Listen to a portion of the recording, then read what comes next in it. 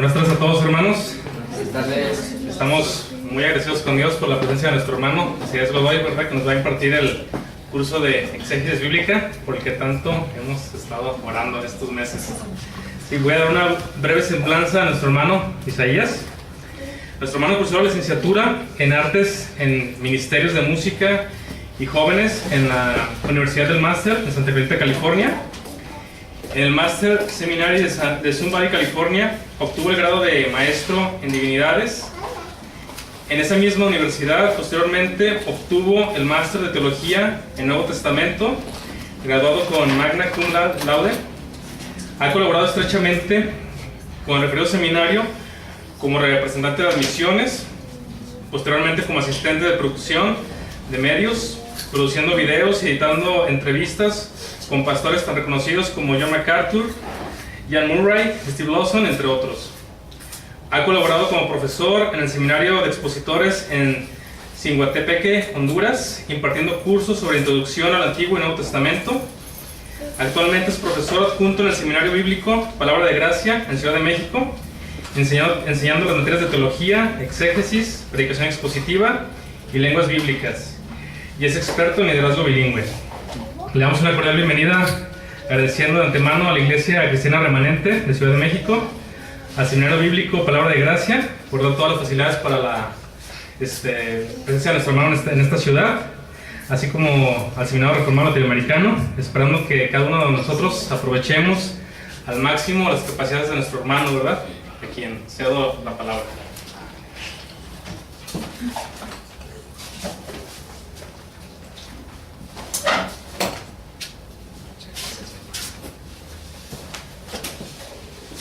Buenas tardes, buenas noches, ya no sé ni siquiera, son las 7. ¿Ya son noches o tardes? ¿Todavía son tardes?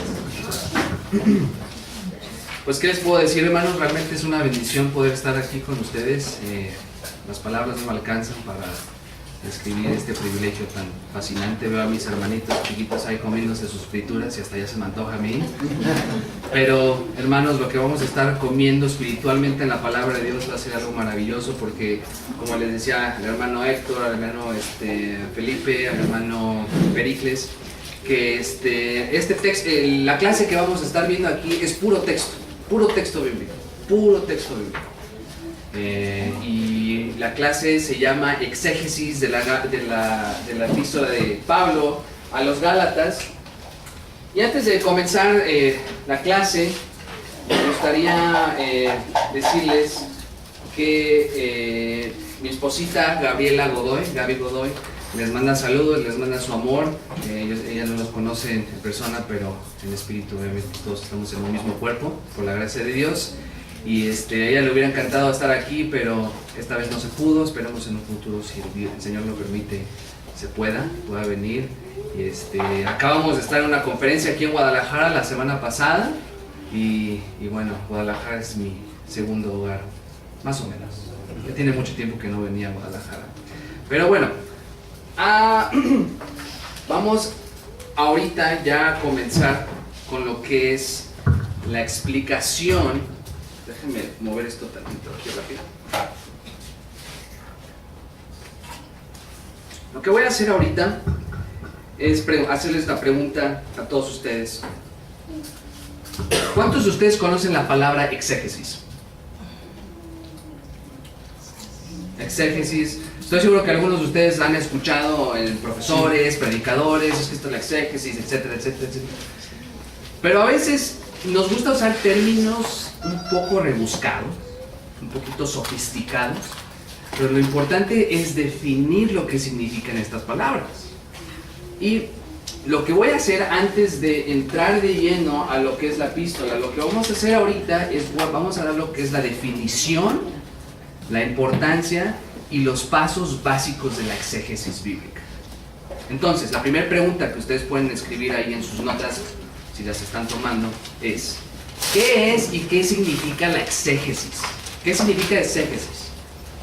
Antes de definir la palabra, me gustaría decirles esto, que algunas personas creen que esta palabra exégesis es una palabra anticuada, que ya es un término bíblico, pues ya es viejito, eso lo utilizaban los reformadores, los puritanos, pues ya es como que pasado de moda, ¿no?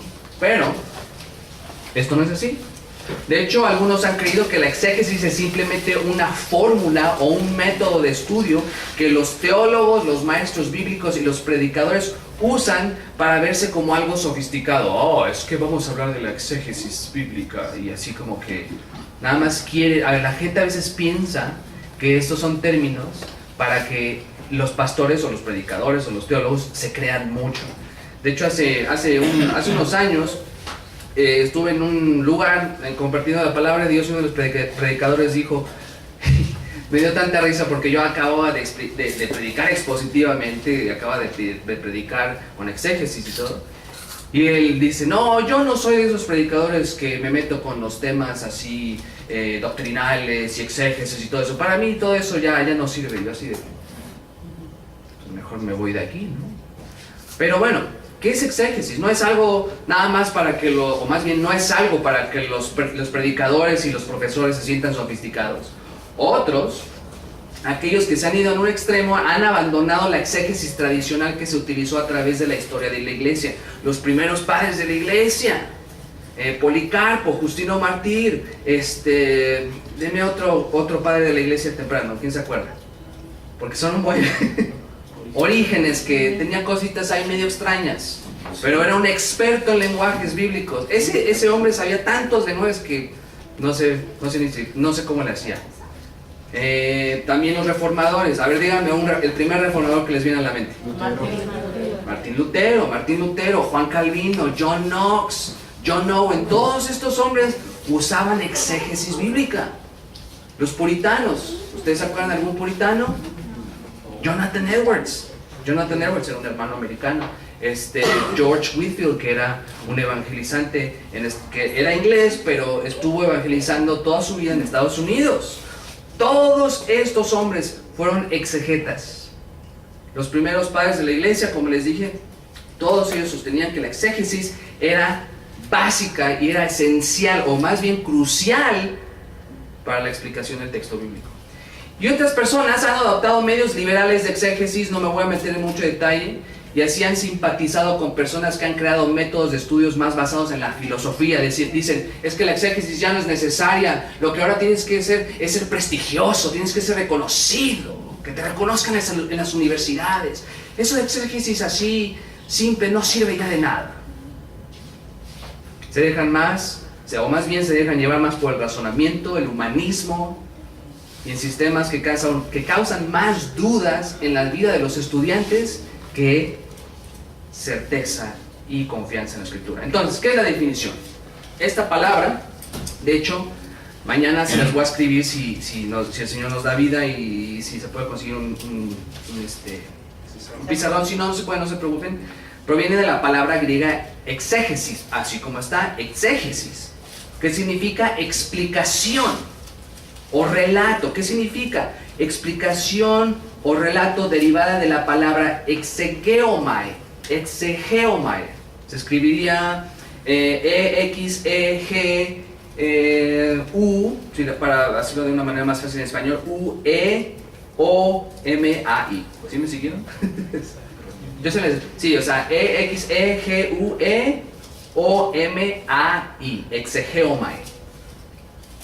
O más bien, es más, de hecho, quítenle la U. No dicen la U, perdónenme. Exegeomai. Que indica, esta palabra significa explicar, exponer o interpretar. A mí, de hecho, de todas estas palabras, la definición que más me gusta es explicar. Porque de eso se trata la exégesis, de explicarte lo que el texto bíblico dice en su lenguaje original. No es lo que yo pienso que dice esta palabra. Es que esta palabra ya la había escuchado una vez cuando mi abuelita me la dijo cuando estaba chiquito. Y en lugar de relacionar la palabra con lo que dice el autor bíblico en su contexto original, lo baso más en lo que me lo dijo mi abuelita, o lo que me lo dijo el campamento. Ahora, cuando decimos exégesis bíblica, nos referimos esencialmente a la explicación del texto de la Biblia. Una página de internet da un ejemplo que también la exégesis, no sé cuántos de ustedes están familiarizados o han estudiado leyes. En un contexto jurídico se hace exégesis ¿de qué? De la ley, ¿cierto? ¿Y ustedes qué hacen? ¿Qué analizan? Pero analizan la gramática, el lenguaje que se utiliza, porque luego, vamos a ser sinceros, hay leyes que las hacen bien rebuscadas para hacernos la vida más imposible. Pero hay que interpretarla, ¿qué es lo que dice esta ley? Textos legislativos.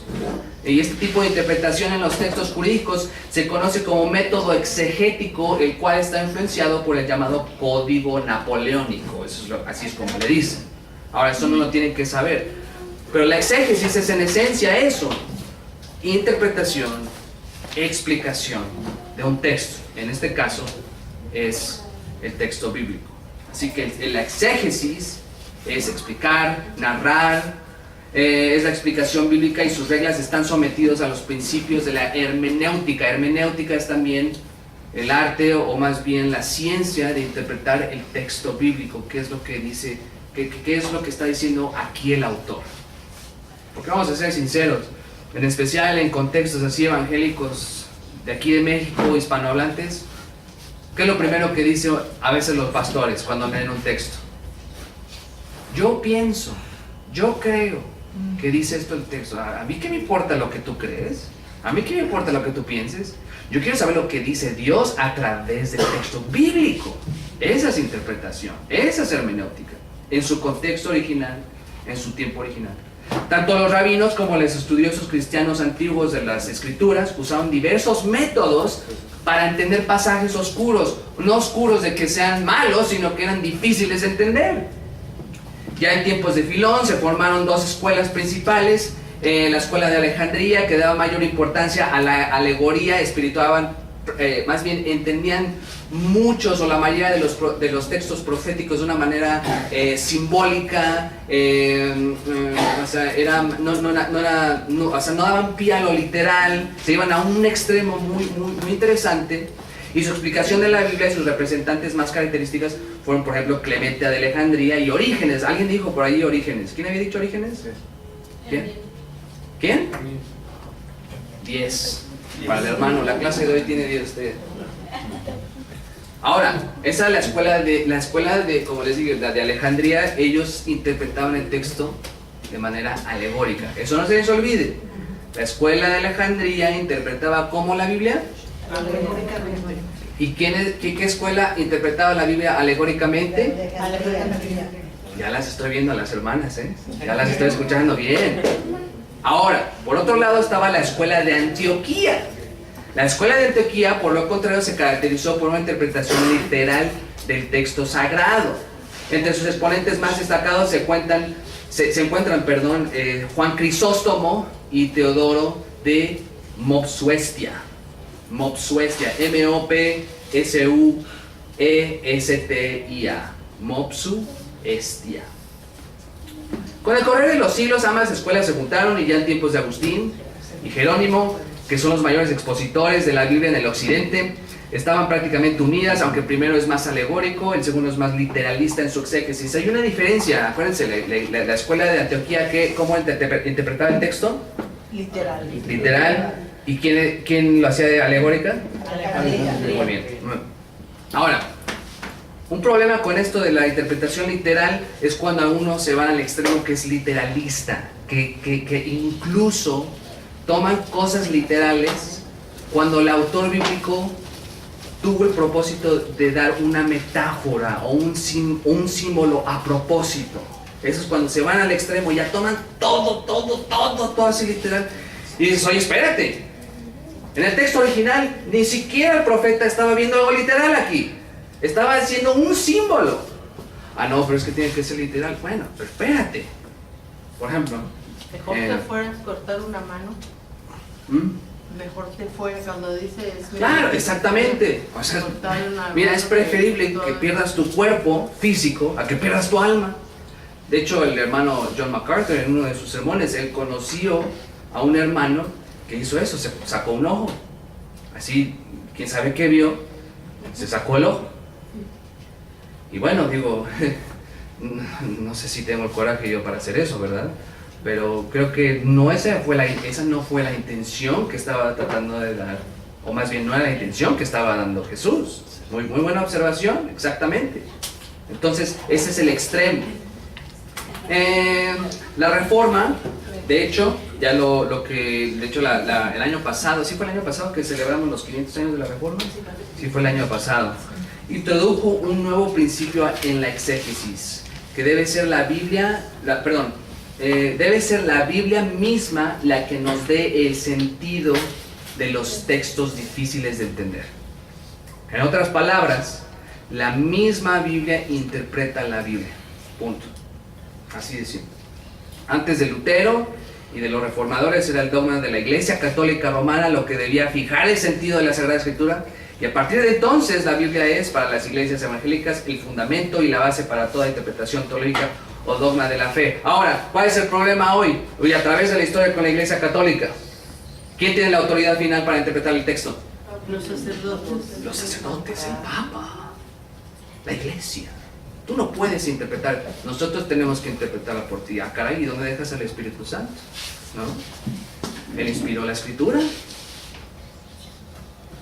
Y obviamente, con todo lo que pasó, lo que estaba viendo Lutero, que estaba haciendo la Iglesia Católica, ¿ustedes se acuerdan que Lutero se iba al confesionario hasta 14 horas al día? ¡14 horas al día! El sacerdote le decía, bueno, ya párale, sáquese de aquí, ya, vaya para allá. Y ahí seguía confesando hasta que se dio cuenta, a través de la iluminación del Espíritu, que la salvación es por gracia, por medio de la fe. El justo vivirá ¿por qué? Por fe. Por la fe. Y eso es algo que la Iglesia Católica hasta la fecha no lo enseña. Ahora, una característica importante de la exégesis. Una característica muy importante de la exégesis. Y ahorita voy a explicar, en base a esta característica, cómo ayudar cómo tener un plan B en este caso. Evis Carballosa, el doctor Evis Carballosa, un hermano lindísimo que nosotros conocemos, dijo esto: es imposible hacer exégesis en nuestra lengua natural. Es imposible. En relación al texto bíblico me refiero.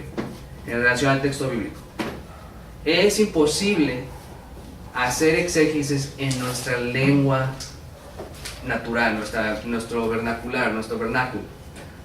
Para hacer exégesis, el estudiante, predicador, profesor o teólogo necesita hacerlo en los lenguajes originales que Dios utilizó para escribir la Escritura. En los lenguajes originales. Y es por eso que ahorita, y a través de esta semana, vamos a estar analizando el texto de Gálatas, para que yo les voy a enseñar, vamos a comparar entre el texto del español con el texto griego, qué es lo que significa tal palabra, por qué es importante entender esa formación de palabra.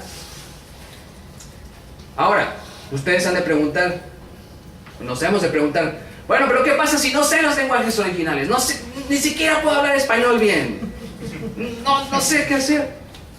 Estaba comentando un hermano, aquí al hermano Felipe, que allá en el seminario de México tuvo un hermano que lo entendí y de hecho le di un trabajo especial. Me dice, es que hermano, me cuesta trabajo leer porque ni siquiera terminé la primaria. Obviamente pues yo entiendo la situación, yo que vamos a ir paso a paso y yo sé que los lenguajes griego, arameo y hebreo no están al alcance de todos. No simplemente porque sean difíciles, sino que porque, vaya, no es como ir a la tienda y comprar un café, unas sabritas o unos chicles. O sea, uno tiene que ir con alguien especializado para aprender esos lenguajes. Ni siquiera en las escuelas de lenguajes normales donde sean inglés, francés o alemán, no te van a enseñar ahí griego o hebreo bíblico y mucho menos arameo, porque ya son lenguas que están muertas, ya nadie las usa. Entonces, ¿qué hacemos? ¿Qué pasa si no sé los lenguajes originales? Miren, por la gracia de Dios, muchos hombres de Dios han escrito diccionarios exegéticos y comentarios exegéticos que facilitan la exégesis bíblica. Hay comentarios muy buenos y de hecho para esta clase, aunque no es 100% exegético, pero sí lidia con el texto original, es el comentario de Gálatas de William Hendrickson, que los que ustedes que están tomando la clase la van a tener que leer el libro. Bueno, ya estoy decidiendo desde ahorita. Era entre ese y el de Martín Lutero, pero me estoy inclinando más hacia el de Hendrickson porque lidia un poquito más con el texto y es más corto. El de Lutero creo que son arriba de 500 páginas y el otro son como 300. ¿Con cuántas? 499. Ah, también está así, ¿verdad? No. No, pero no, en comparación es más pequeño porque Lutero sí se mete en cosas hasta casi personales. Pero hay diccionarios, hay comentarios exegéticos, miren, esta es la palabra griega, hay unos que a lo mejor sí son un poquito más complejos que otros, pero hay recursos en la manera de que ya, honestamente, ya no tenemos excusa para decir, no, es que no sé nada. Bueno, cada quien está en una situación diferente en su vida, ¿no? A lo mejor algunos tenemos más trabajo que otros, algunos tienen familia, otros no, etcétera, etcétera. Pero realmente, escuchen esto, si quieren realmente estudiar la escritura de una manera adecuada, hermanos, tenemos que dejar y no lo digo de una manera despectiva, sino lo digo como estaba platicando hace ratito con Quique, ya no estamos para estar nada más tomando lechita, hermanos. Ya no es nada más... Ay, es que está leyendo. Estoy leyendo mi pan diario hoy.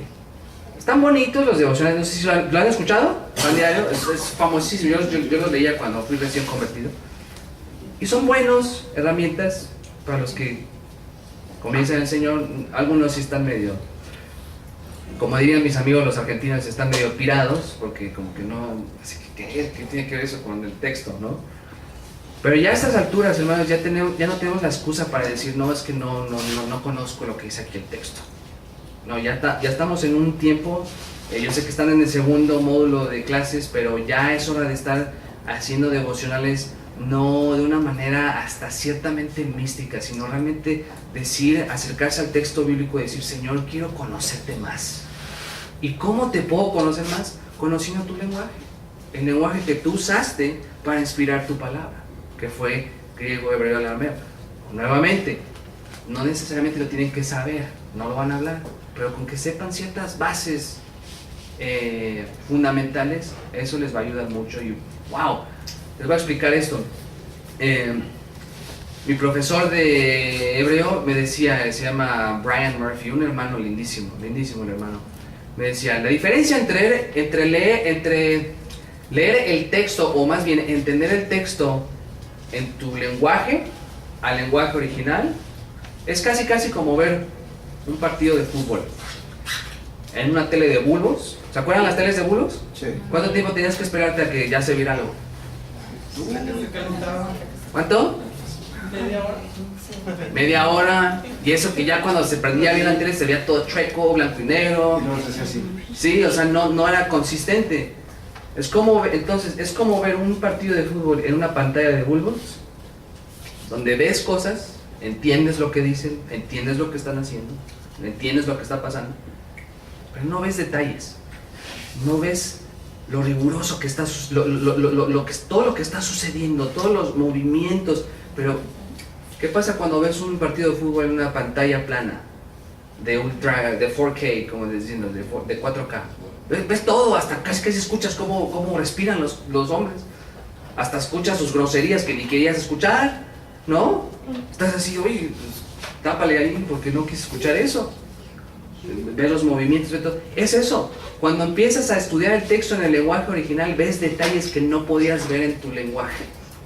Ah, mira, es que esta palabra significa esto y no es como me la tradujeron aquí. No porque haya sido una mala traducción, sino que esa traducción fue en base a una interpretación, pero no es exactamente lo que Pablo, lo que Pedro, lo que Jesús quiso decir.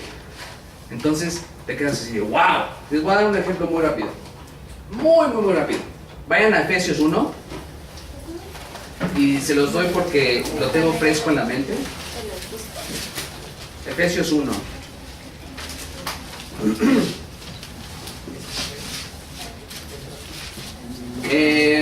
A ver, ¿quién quiere leer? A ver, que alguien me lea del 1 del 11 al 13, así rápidamente. O bueno, del 1 al 14. Perdón, no, del 1 del 11 al 14. Efesios 1 del 11 al 14. ¿Del 11 al 14? Ajá, del 11 al 14. En él asimismo tuvimos herencia, habiendo sido predestinados conforme al propósito del que hace todas las cosas según el designio de su voluntad, a fin de que seamos para alabanza de su gloria, nosotros los que primeramente esperábamos en Cristo, No se les olvide eso. Los que primeramente esperábamos en Cristo. Ok, continuó. En él también vosotros, Vosotros, también vosotros. No se les olvide eso también. Ajá. habiendo oído la palabra de verdad, el evangelio de vuestra salvación, y habiendo creído en él, fuisteis sellados con el Espíritu Santo de la promesa, que él es la arras de nuestra herencia, hasta la redención de la posesión adquirida, para la alabanza de su gloria. Tú estás leyendo. ¿Cómo te llamas? Fidel. Fidel. Gracias. Muchas gracias. Ok, a ver. ¿Qué dice ahí el principio del versículo 11? En él asimismo, ¿qué? Tuvimos herencia. Tuvimos herencia. ¿Qué significa eso?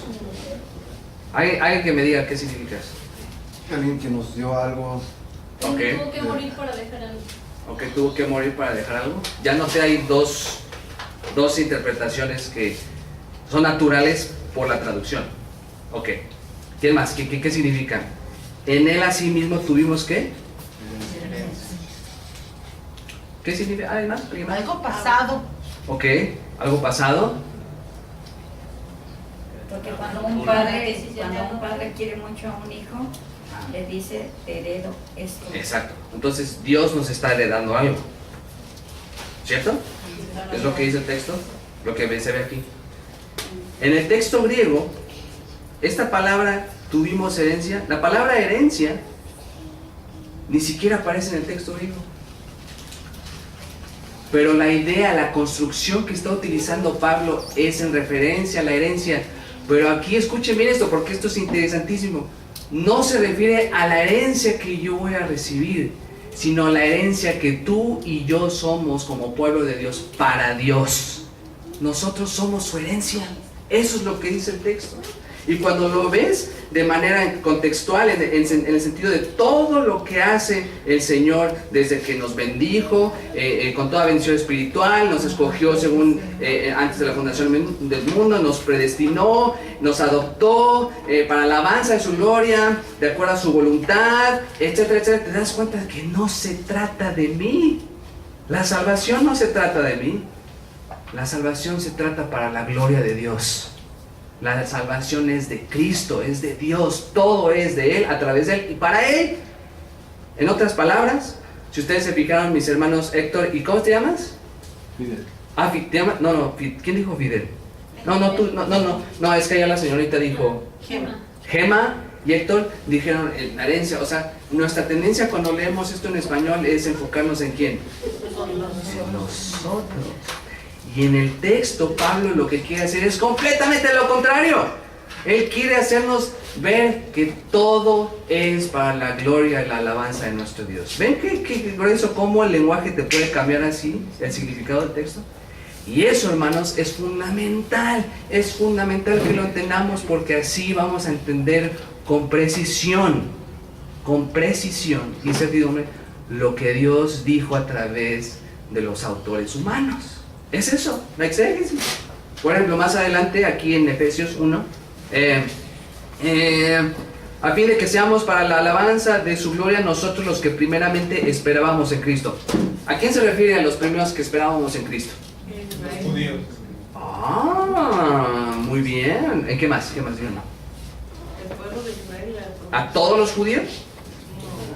¿Todos los judíos eran creyentes? Muy bien, muy bien. Porque hay algunas posturas que dicen aquí, es que aquí Pablo está hablando de él, de Tíquico, sus asociados que fundaron la iglesia de Éfeso. Pero ya cuando estuve analizando el texto me di cuenta que aquí realmente lo que está diciendo Pablo es nosotros, como ustedes dijeron muy bien, los judíos, que desde antemano ya esperábamos, uno diría, esperábamos en Cristo por el Mesías, ¿cierto? Pero no es necesariamente eso lo que dice Pablo. En base a lo mismo, la predestinación, la bendición, la elección, la adopción, nosotros los que primeramente esperábamos, ya estaban en Cristo desde antes de la fundación del mundo. Es por eso que dice, esperábamos en Cristo.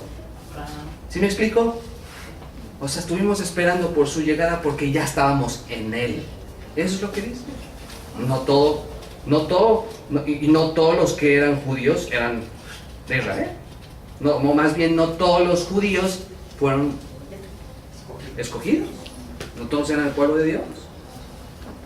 Y esto este tipo de características, porque después cuando dice en el versículo 13, en Él también vosotros, en Él, en Cristo, en el Adán, en el amado, en Él, etcétera, etcétera, en Él también vosotros, los gentiles, habiendo oído la palabra de verdad, el evangelio de vuestra salvación, habiendo creído en Él, fuisteis sellados con el Espíritu de promesa. Entonces, ¿sí se dan cuenta cómo algunas cosas, o más bien muchas cosas, cambian cuando vemos el lenguaje original? ¿Qué necesario eres? Ahora, ¿por qué es importante? Ya se los dije. En primer lugar, les voy a dar un par de cosas. No sé cómo estoy de tiempo. ¿Cómo andamos de tiempo? ¿A qué hora es el break? 15 a las 8. 15 a las 8, nada más me quedan 7 minutos. Si usted quiere. ¿Qué pasó? Una vez en un campamento de jóvenes me dijeron, tienes 45 minutos, se nos fue la luz, se nos apagó, empezó a salir humo de atrás, y decía, pues ¿qué pasó? Y se fue terminé predicando hora y media. Imagínate. Ojalá no me pase aquí, no me corras, mi hermano. No, pero rápidamente antes del break les voy a dar un par de puntos del por qué la exégesis es importante. En primer lugar,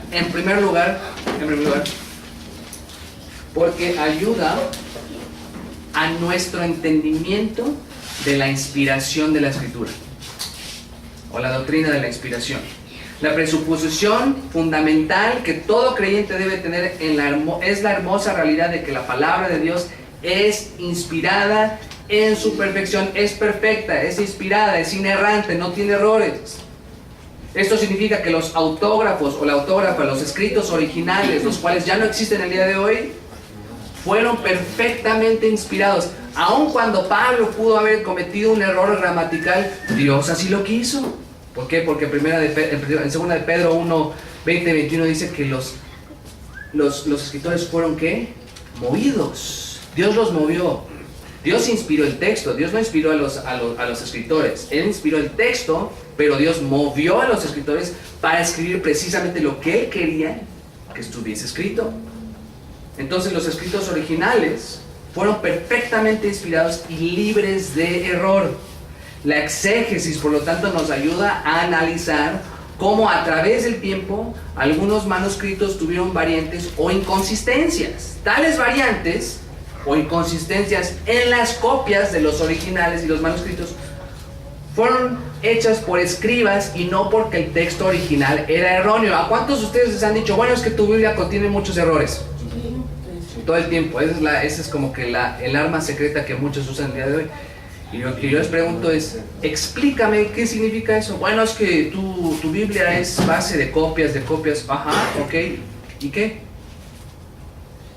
El hecho de que sean copias de copias y que esas copias hayan tenido variantes o errores de copia, algo así, no significa que el texto original era corrupto, sino que esas variantes ocurrieron porque eran hombres los que estaban copiando los manuscritos. De hecho, este primer módulo que enseñé allá en México, estuvimos hablando de lo de la bibliología, la doctrina de la escritura y la inspiración, y les hice la tarea de, yo escribí algo a mano y se la di a un estudiante que la copiara, y después el siguiente estudiante copiara el de la hermana o hermano, y así sucesivamente, que uno copiara el del otro. Al final, ustedes se sorprenderán cuántos errores comete uno. Repiten palabras, le quitan una coma, y las comas, aunque no lo crean, son importantes. Te pueden cambiar el sentido del enunciado de una manera radical. Entonces, ese tipo de errores o variantes eran naturales porque los escribas, no crean que eran como el día de hoy, que tenemos nuestras luces y tenemos computadoras, y tenían plumas, la pintura se les congelaba por el frío, se quedaban dormidos porque estaban ahí 12 horas copiando, imagínense. Y cuando vean un texto corrompido más bien, lo tiraban, no sirve. Y déjenme decirles algo, el trabajo que estos escribas tenían era sumamente serio, porque en ese entonces no era barato hacer ese tipo de copias. El papiro era lo más caro, pero lo destruían porque fue toda la persecución en Jerusalén. Pero después, cuando empezaron a hacer todos los rollos, etcétera, etcétera, era caro, era muy caro. Entonces no se podían dar el lujo de copiar algo mal, tenían que estar concentrados. Y aún así habían ciertas variantes. Pero muchos utilizan esto para decir que no es perfecta tu Biblia, etc. Entonces, no es cierto. Tim Dane, un profesor egresado del mismo seminario donde un servidor se graduó, dice: la inspiración plenaria, la posición que nosotros tomamos al reconocer que todo el canon, los 66 libros de la Biblia, fueron completa y absolutamente inspirados, no de manera parcial, sino de manera completa, así como la inerrancia en los autógrafos originales. La palabra de Dios vino a los profetas y fue inscrita exactamente como la pretendía el Espíritu Santo, pero se logró usando todas las facultades humanas del profeta. O sea, el texto original, todos ellos fueron perfectos. Entonces, cuando hacemos exégesis, en lugar de decir, ay, es que aquí fue un error, esto nos da más certeza de que esto, lo que estamos viendo el día de hoy, aun cuando el texto griego a lo mejor fue transmitido ya de una manera más reciente, podemos ver lo que Dios inspiró, vemos lo que el Señor quiso revelar en su palabra. ¿Sí me explico? ¿Amén? Amén. Eso, no se me duerman, hermanos. Ok. Bueno, al saber que tenemos en nuestras manos, aun cuando en nuestras traducciones hayan cositas, es por eso que les digo, es por eso que es importante ver el texto original. Las variantes, más bien no las variantes, sino como este texto parece que a veces lo traducen como si fuese algo presente, pero en realidad la palabra que está utilizando el apóstol es una palabra que ya es una acción pasada. Entonces, ¿cómo lo hacemos? Y con la exégesis eso lo podemos ver. Pero aún así, hoy por hoy tenemos la plena certeza que lo que tenemos en nuestras traducciones, lo que tenemos en nuestras manos, es la perfecta, inspirada e inerrante palabra de Dios. Podemos ver que el texto bíblico es exactamente lo que Dios reveló a través de los autores humanos. ¿Alguien de ustedes, dígame, cuántos de ustedes, bueno, sí, amén, cuántos de ustedes son salvos por la gracia de Dios? Amén, ¿cierto? ¿Alguno de ustedes se convirtió, o más bien el Señor transformó independientemente de la Escritura? No. De alguna u otra manera tu conversión siempre va a estar ligada a la palabra de Dios. Es por eso que Pablo dice, porque la fe viene por el oír, ¿y el oír de qué? Por la palabra de Dios, o la palabra acerca de Cristo. Entonces eso demuestra, hermanos, que aunque a veces las traducciones no sean porque si fueran así completamente como el texto griego lo dice, a veces, o el hebreo, a veces no lo podremos entender porque las palabras estarían al revés. Pero aún así las traducciones, lo que tenemos hoy, nos demuestra que Dios en su soberanía ha protegido su palabra, ha preservado su palabra, y por la gracia de Dios, al escuchar el texto bíblico en nuestra lengua, Dios soberanamente nos transforma. Entonces, con más razón nosotros debemos estar agradecidos por estas traducciones, y a la hora de estudiar, ahora sí más bien, analizar qué es lo que dice el texto con detenimiento, y vas entendiendo más cosas, vas creciendo. Y ese es el segundo punto. La inerrancia más bien te ayuda, entender la inerrancia te ayuda, y ya voy a terminar aquí esta sección con esto, para la santificación del pueblo de Dios. ¿Por qué? Desde la perspectiva de un predicador, para nuestra propia santificación y para la santificación del pueblo de Dios. Miren, hermanos, es imposible, hermanos, luego se los vuelvo a repetir, es imposible crecer en nuestra relación con Dios y nuestro conocimiento de quién es Él si no sabemos con certeza y confianza lo que el texto bíblico dice. En otras palabras, no puedes crecer espiritualmente si no estás pasando tiempo en la Escritura. No vas a crecer. Luego hay gente que dice, no, es que yo no leo la Biblia, yo voy allá y platico con Dios. Pero la Biblia está. No, es que yo no puedo. Miren, si la palabra de Dios no podemos crecer adecuadamente. Y otra, como les dije, lo que es la doctrina de la inspirancia y la exégesis nos ayuda para ver la inspiración, es para la santificación del pueblo de Dios. Desde la perspectiva de un predicador, el pueblo de Dios, su iglesia, no crecerá espiritualmente de una manera correcta si el predicador no está haciendo su tarea y no está estudiando para saber lo que dice el texto bíblico. Miren, hermanos, hoy en día, hoy, y lo hemos visto durante muchos años, ¿qué es lo que hacen los predicadores evangélicos la mayoría de los tiempos en los púlpitos? ¿Qué hacen? Sus experiencias, hablan de ellos solos, psicología, cuentos, reflexiones. Y no estoy diciendo que lo que digan sea necesariamente malo. Algunas cosas son aceptables. Pero el problema es que la gente no necesita eso. Lo que el pueblo de Dios necesita, ¿qué? La palabra de Dios. Es por eso que nuestro Señor Jesucristo dice, santifícalos ¿en qué? O a través de tu palabra. ¿Tu palabra es qué? ¿Verdad, hermanos? Es por eso que es importante que conozcamos el texto bíblico. Porque a través del texto bíblico y entendiendo lo que el autor dijo en su contexto original, en su lenguaje original, va a impactar nuestras vidas de una manera increíble. Yo les voy a decir esto, he estado haciendo unos estudios de Salmo 119, devocionales, es mi salmo favorito, y hay veces que no puedo controlar las lágrimas, ¿se saben? Porque cuando empiezas a ver el texto y lo que dice el autor en el hebreo y lo que significan las palabras, es realmente bellísimo, realmente bellísimo. Es por eso que es tan importante. Y eso es en una manera devocional personal. Ahora imagínense si el pastor, el predicador está haciendo su tarea y está estudiando, las iglesias van a crecer en una manera que va a glorificar el nombre de nuestro Señor.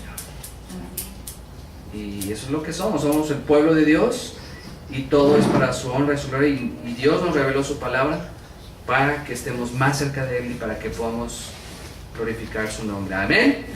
Ok, bueno, ahora sí, perdón, me pasé creo que 5 minutos. ¿Qué? ¿Cuánto tiempo tenemos? De aquí a las 8. De aquí hasta las 8. De aquí hasta las 8. Pasen, no sé qué hay, no sé qué hay. Hay galletas, hay café.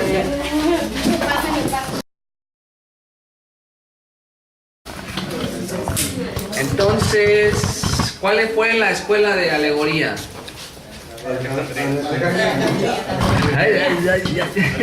¿Cuál? ¿Y dónde está Alejandría? En Egipto. Eso, muy bien, Alejandría, una colonia establecida de Alejandro Magno, pues se llamaba ahí en Egipto, y ahí alegorizaban mucho. ¿Y cuál era la de literal? Antioquía, muy bien. ¿De Ya. Siria o de Pisidia? ¿Cuál Antioquía? Antioquía era la escuela que interpretaba. ¿De Siria o de Pisidia? No, ay, señor, esto lo tendría que saber. Ya respondió. No lo grabe eso, porque me van a exponer aquí. No se acuerdan de Antioquía. No, Bueno, una de las Antioquías. no, era la que. No es posible. No es posible que no me acuerde. Me van a acusar con el hermano Alejandro. Este señor no se acuerda. Aquí tocamos de chismosos. ¿No?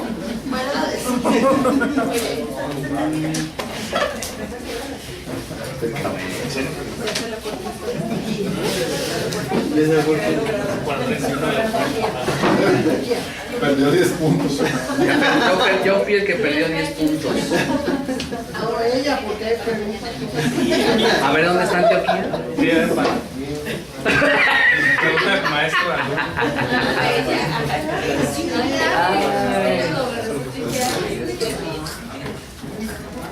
Iglesia de Antioquía. A ver. ¿Ya está grabando, hermana? ¿Qué pasó? ¿Por qué está grabando? Yo pensé que ya empezaba. ¿Se nos reprueba? Sí. No, pero sí, Siria. Sí. Aquí está. Ciudad situada junto al río Orontes, del pie del monte Silpio, en la fértil Cilicia, hoy enclavada en Siria. La ciudad está a unos 450 kilómetros de Jerusalén y casi a 30 del Mediterráneo, y esa fue la iglesia donde se estableció la interpretación literal del texto bíblico. De Sicilia, ¿no? Cilicia. No, Cilicia. ¿Qué dije, Sicilia? ¿Dije Cilicia? No, Sicilia. C-I-L-I-C-I-A. Sicilia. Cilicia otra vez. Perdón, hermano, hoy apenas llegué de México y ya no... ¿Cómo me llamo yo, hermano? ¿Cómo me llamo? Ahí dice abajo, hermano. Cilicia. Cilicia, Sicilia es... ¿Es Silicia? No, Cilicia. ¿Cómo? Cilicia. C-I-L-I-C-I-A. Cilicia. Como Cilicia. Hoy en clavada en Sicilia es donde venía el padrino. En Italia. Donde yo le hice una oferta que no podían rehusar. Esa es otra. Bueno, ya respondí la respuesta. Ahora vamos de regreso. Entonces, como les dije, ¿por qué la exégesis es importante? En primer lugar, ayuda a nuestro entendimiento de la inspiración de la Escritura. No podemos estudiar un texto. Esto yo les digo a los hermanos.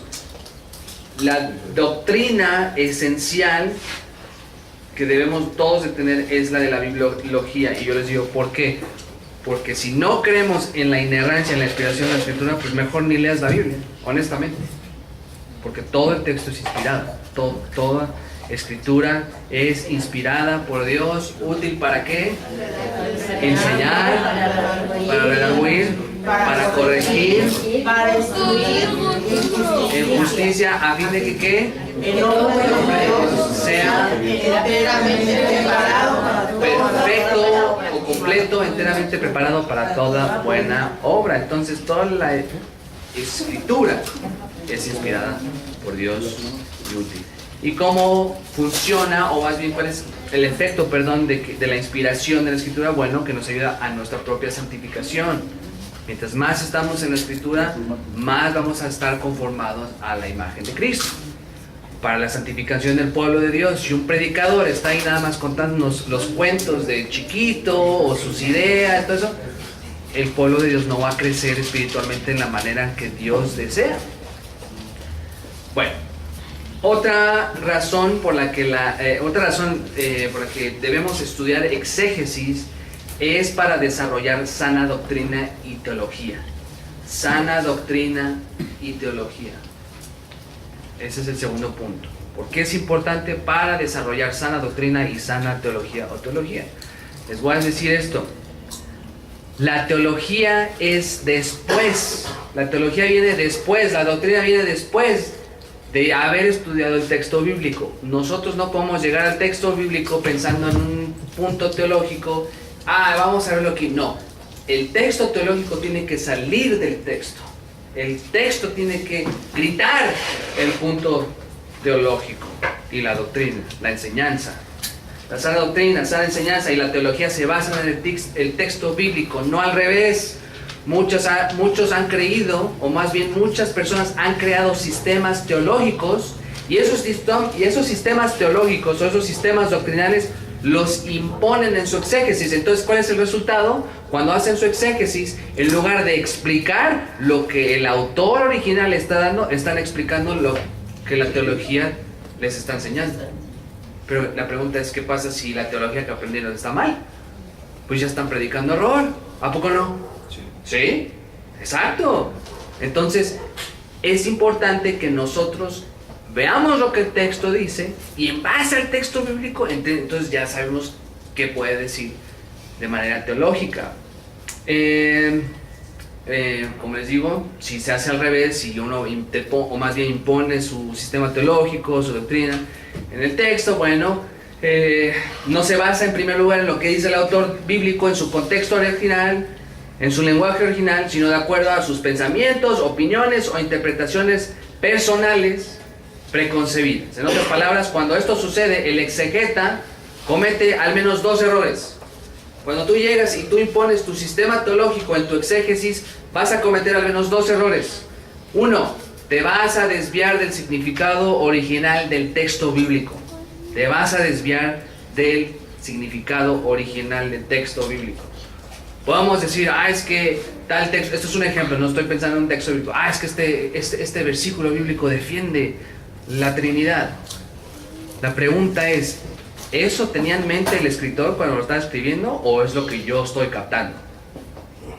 ¿Sí me explico? Porque en el texto realmente uno podría interpretarlo así, pero a lo mejor la idea de Pedro, de Pablo, de nuestro Señor Jesucristo, a lo mejor esa no era la idea, esa es otra. Entonces, te vas a desviar del significado original del texto y de la autoridad del texto, y vas a comenzar a desarrollar tus propias opiniones.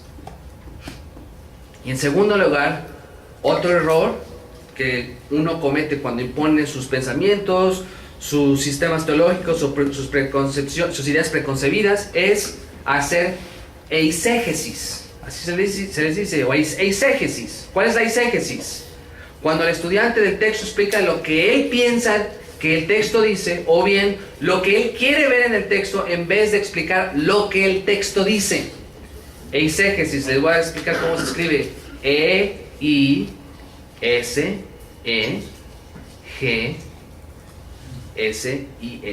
Eisegesis. En inglés se le dice eisegesis. Eisegesis. No Jesus del nombre de nuestro Señor. Ese no. Eisegesis. ¿Puedes volverlo a deletrear? Sí. E-I latina S-E-G-E-S-I-S. Gracias. Por supuesto, un placer. Entonces, aquí, ¿qué es lo que haces? Cuando explicas lo voy a decir de una manera vulgar, cuando le explicas lo que se te da la gana y no lo que el texto dice.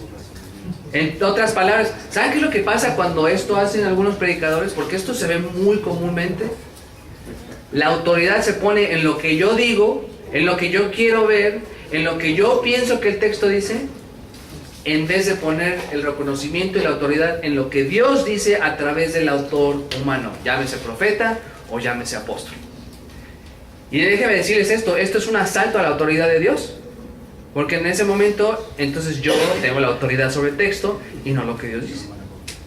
Y déjenme decirles, eso es algo muy serio. Entonces es por eso que es importante que veamos lo que dice el texto en su lenguaje original, en su contexto original, para saber qué es lo que dice, y en base a lo que dice, entonces yo ya puedo ahora sí que desmenuzar qué teología me está enseñando, qué doctrina me está enseñando, etcétera, etcétera, etcétera.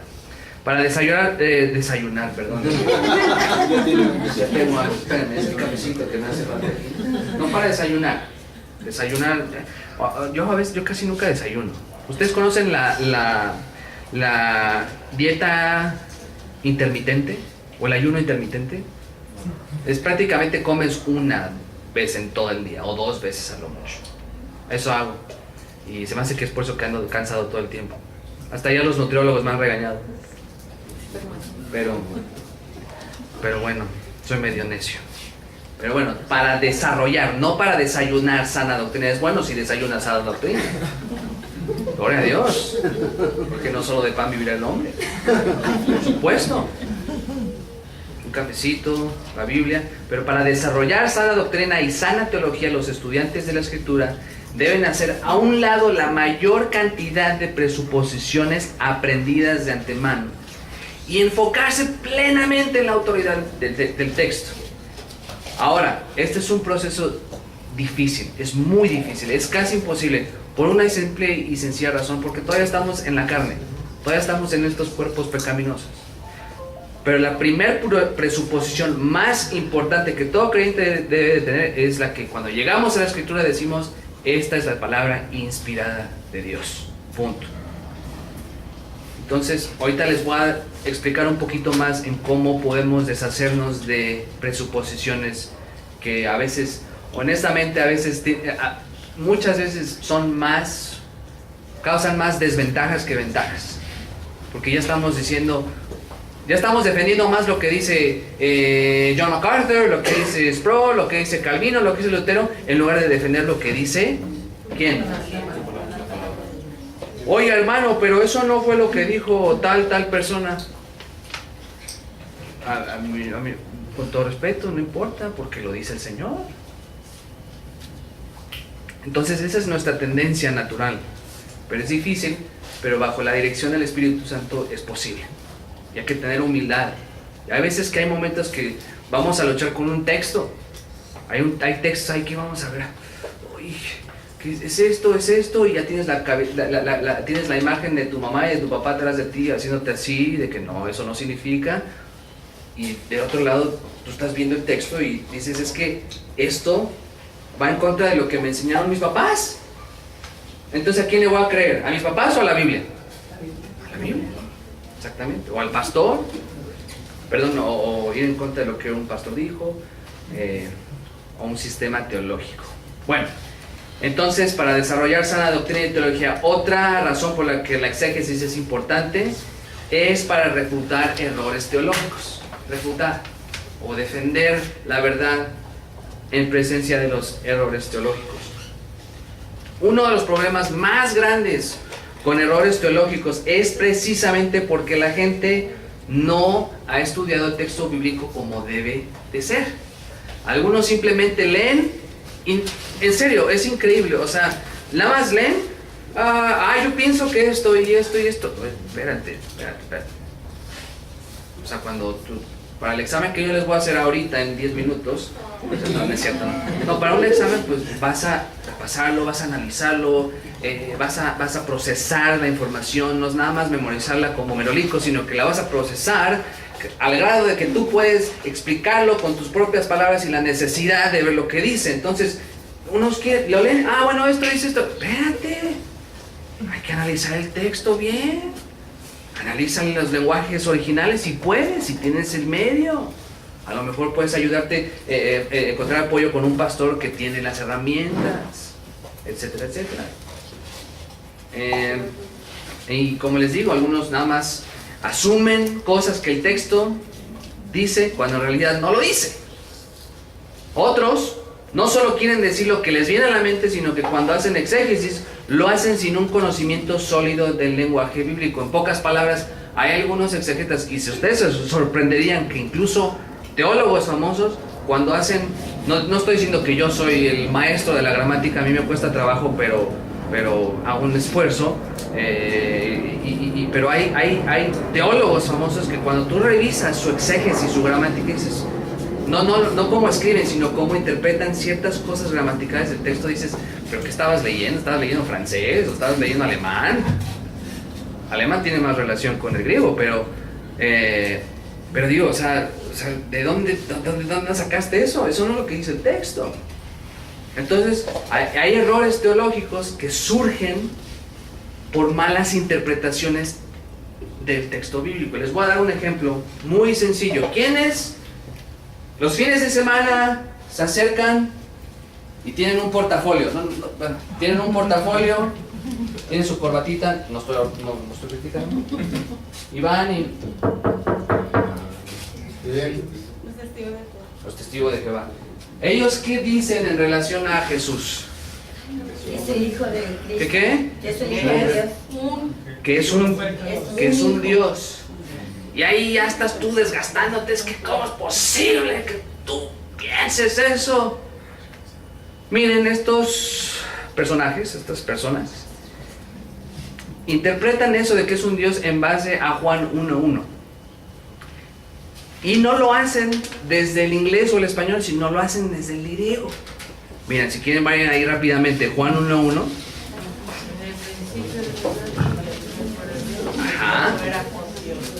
Ajá. En el principio era el verbo, y el verbo era con Dios. ¿Y el verbo qué? Era Dios. Pues ¿qué creen? En el griego se podría entender el verbo era un Dios. Espérense, tranquilas, no se asusten. Porque la interpretación que los testigos de Jehová le dan ahí al texto es que, bueno, la palabra Dios ahí en el griego, para que sea de algo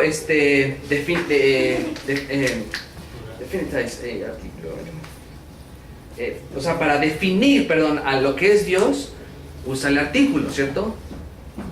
El Dios, usualmente para hacerlo definir, porque en el griego el artículo no es nada más para definir, tiene muchísimas funciones, no es como en español, el niño, la niña, el niño, niña, o sea, es muchísimo más complejo, que no me voy a meter en esos detalles.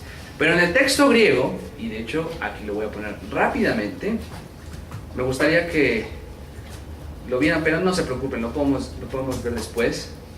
En el texto griego sí dice, en el principio era el verbo, El verbo era con Dios y el verbo y un Dios era el verbo, o el verbo era un Dios. Entonces ellos dicen ahí, ¿ya viste? El artículo que debería de estar antes de Dios no está ahí, por lo tanto significa que Jesús, ¿qué? Es un Dios. Uno diría, wow, ¿qué voy a hacer ahora? Me atrapaste. Lamentablemente para su miseria, por decirlo así, en el griego, cuando hay frases que utiliza, que se refieren están apuntando a, por ejemplo, se utiliza la misma palabra, por ejemplo, la misma cadencia, el mismo género, el mismo número. Llega un punto donde al final ya no se necesita repetir el artículo porque se está refiriendo ¿a quién? A la misma persona. De hecho, creo que a veces lo hacemos en español muchas veces. Ya no necesitas repetir algo porque te está refiriendo a la misma persona. Esa es una regla que se llama Sharp's Rule. Es una regla donde esas consistencias ocurren. Están por muchas partes en el Nuevo Testamento. Entonces, aquí no está diciendo Juan que Jesús era un Dios, sino que es Dios. ¿Por qué? Porque se refiere a la misma persona. El verbo era con Dios y el verbo era Dios. Por lo tanto, ¿cuál es el problema con los testigos de Jehová? Su interpretación, su exégesis. No están interpretando bien ahí el texto bíblico. ¿Por qué? Bueno, si uno lo ve así de una manera, ¿cómo se dice? Superficial, diría, wow, sí es cierto, no tiene el artículo definitivo. No lo tiene. Pues yo creo que estás bien entonces, pero no, así no funciona el lenguaje griego. ¿Sí me explico? ¿Sí me explico, hermanos? Sí, amén. ¿Me entienden? ¿Me explicó? Sí. Ok, ese es un claro ejemplo. Y entonces, ¿cuál es el problema que surge en base a esa mala interpretación del texto griego? Que Jesús es ¿qué? Es un Dios, que no es el Dios, sino que es un Dios, y de ahí ya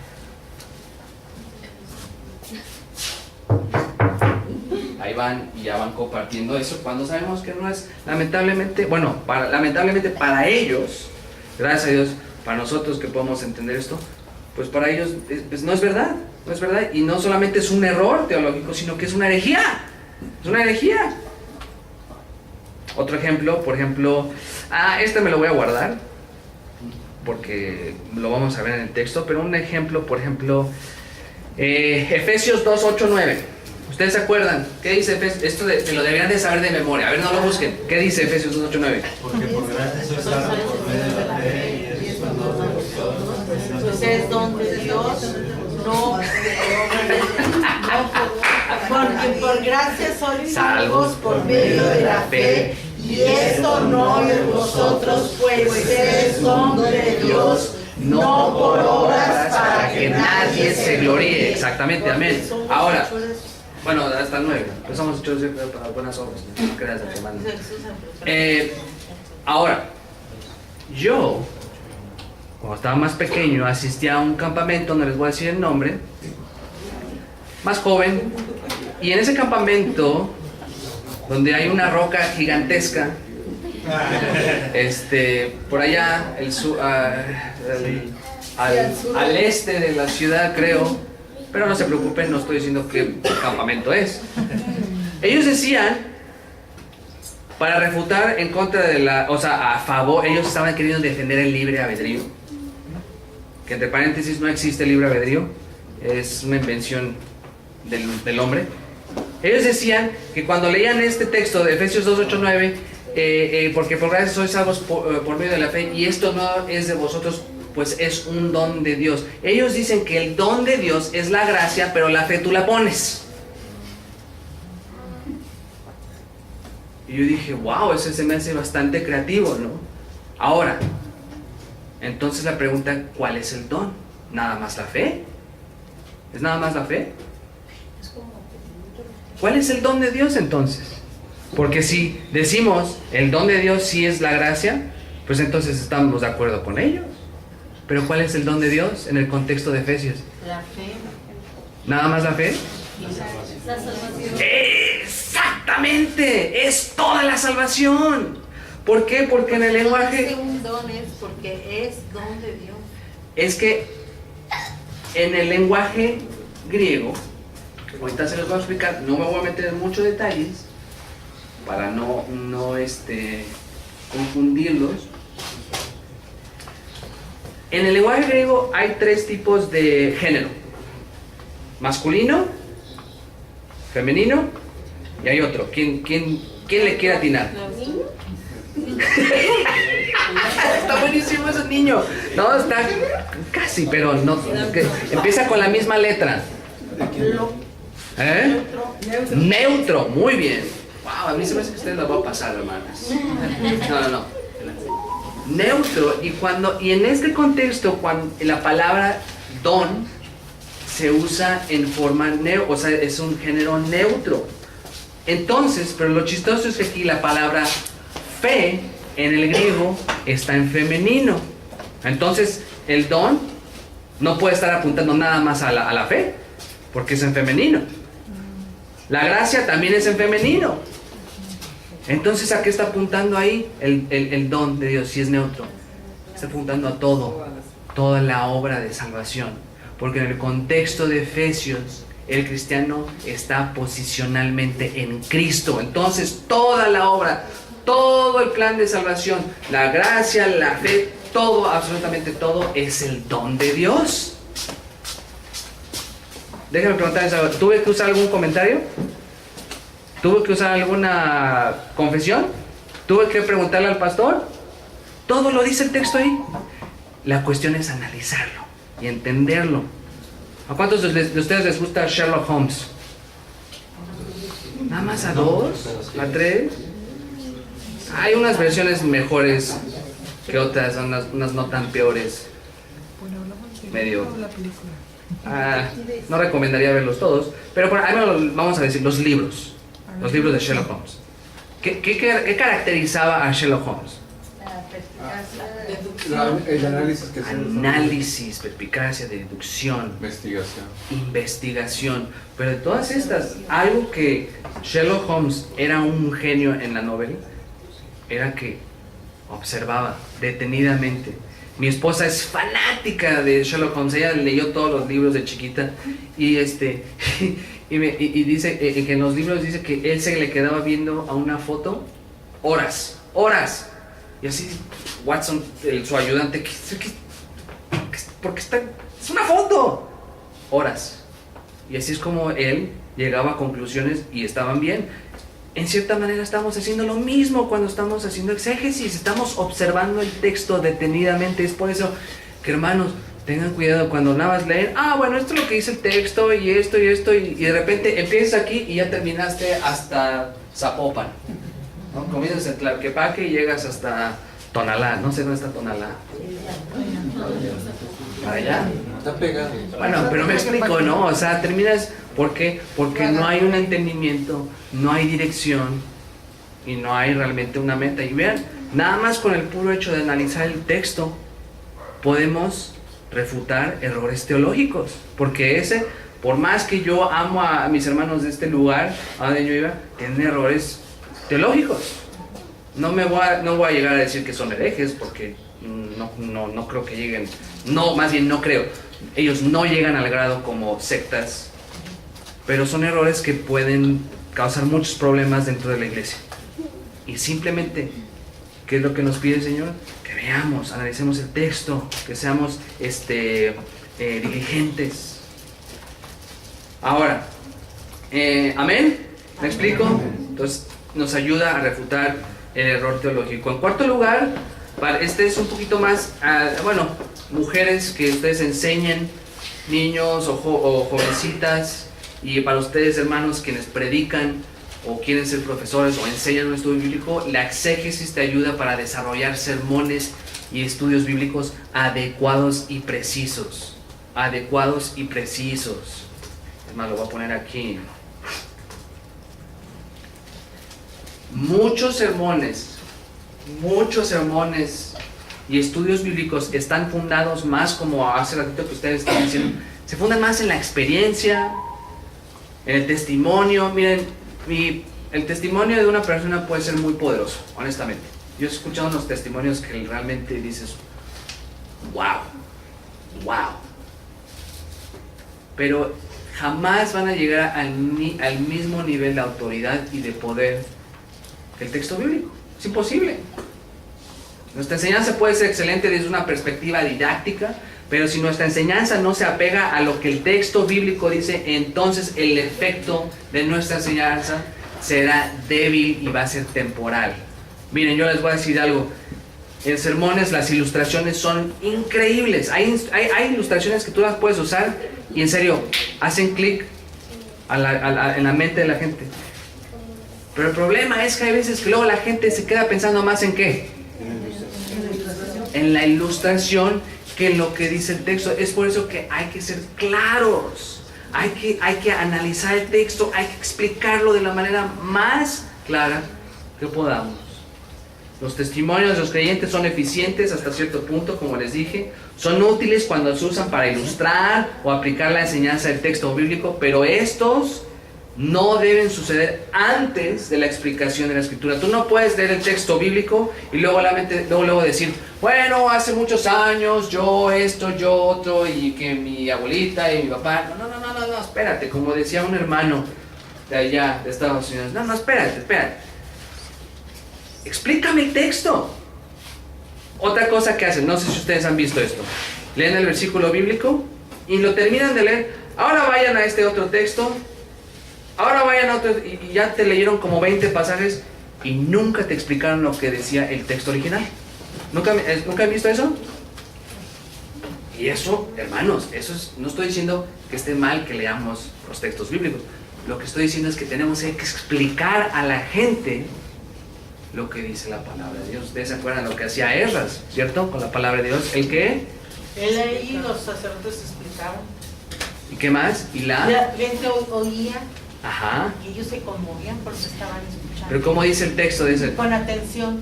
pero él la escudriñaba, ¿después qué? La explicaba. Tomaba lo bueno. La practicaba y ¿qué? La enseñaba. Lo que hacía es así. Exactamente. La practicaba y le enseñaba. Exactamente. Hermanos, les voy a decir esto. La gente no va a saber ahora sí que aplicar el texto bíblico en sus vidas si no saben lo que el texto bíblico dice.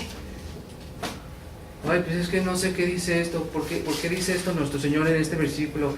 La verdad ya no lo entiendo. Bueno, ahí la responsabilidad es una del pastor, ir y explicar el texto en su lenguaje original si es posible, lo más cercano que se pueda, o que el hermano o la hermana busquen algunas herramientas. Miren en internet, yo al final del curso, o más bien esto sí voy a ser sincero, herramientas exegéticas no hay tantas en español como en inglés. En inglés y en alemán, lamentablemente las de alemán casi todas son liberales, pero en inglés hay muchas y en español estamos comenzando a tener más y más. Pero sí hay herramientas que podemos usar para entender el texto. Entonces, nuestras ilustraciones, nuestras aplicaciones no vienen antes, sino después de haber explicado el texto bíblico. Entonces, la exégesis nos ayuda para desarrollar tus sermones, tus estudios bíblicos de una manera adecuada y de una manera precisa. En quinto lugar, ¿por qué es importante la exégesis? Yo sé que puede haber muchas razones, pero con esta concluyo esta sección. Es para glorificar el nombre de Dios. Para glorificar el nombre de Dios. Punto. ¿Hay algo más importante que glorificar el nombre de Dios? No, para nada. Recuerden, las enseñanzas bíblicas y nuestros sermones no son para que la gente nos escuche. Porque eso, hay algo que yo he visto en muchos predicadores, incluso en predicadores conocidos, que se ve que ellos están ahí para que les escuchen. Así, yo quiero escucharla. Nada que escucha la palabra de Dios. Eso es lo que necesitamos. Las enseñanzas no son acerca de nosotros, es acerca de nuestro Padre Celestial. Los sermones bíblicos no son para que la gente escuche lo que el comentarista dice o lo que dice algún libro o algún teólogo. La exégesis sirve para entender lo que Dios dice en su palabra y así, de esa manera, lo podamos enseñar, compartir, proclamar, pero últimamente para que nosotros podamos dar gloria a través de nuestro estudio bíblico. Es por eso que es esencial, es crucial la exégesis. La exégesis bíblica existe para que por medio de ella demos toda la honra y gloria al nombre. ¿Por qué? Porque últimamente vamos a explicar lo que Dios dice. Lo que Dios dice es lo que te comparto. Así que si dices, hermano, qué glorioso sermón, ¿sabes qué? No mi sermón. Gloria a Dios por su palabra. Gloria a Dios por su palabra. No lo que yo dije, sino lo que Dios dice en su palabra. ¿Amén? Ok, déjenme ver aquí. Hoy.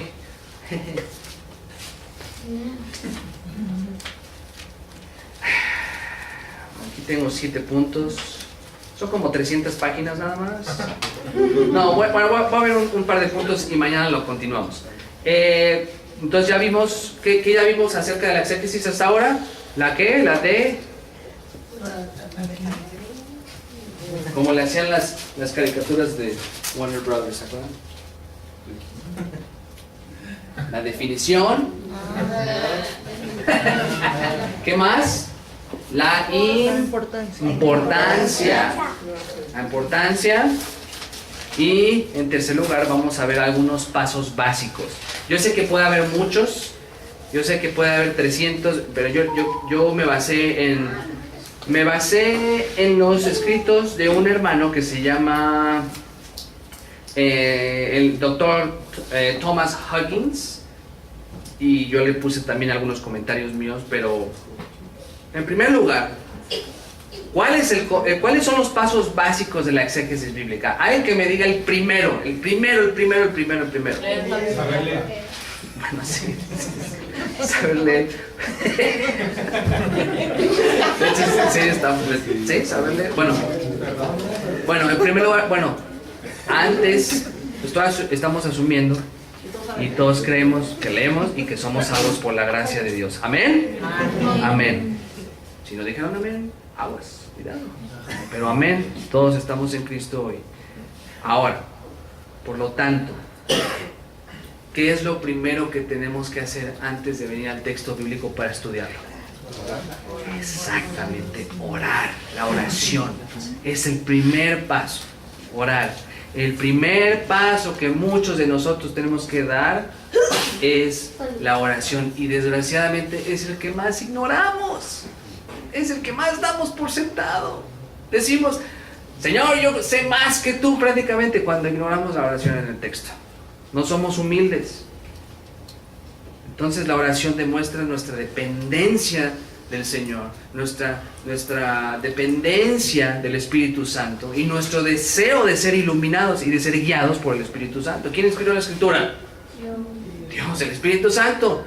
Entonces, ¿por qué no le vamos a pedir ayuda al que inspiró la Escritura? Es hasta a veces incongruente cuando venimos al texto y ni siquiera le pedimos al Señor que nos ayude. Es como, no sé, a lo mejor algún fundador de algún método de enseñanza, algo así, y uno está buscando por su lado y dice, ahí está el fundador, pregúntale a él lo inventó. Bueno, el Señor inspiró su palabra, ¿por qué no vamos con él? Es simple lógica de la buena, obviamente. Ahora, vean, 1 Corintios 2, 10, 16. ¿Quién quiere leerlo? 1 Corintios 2, 10, 16.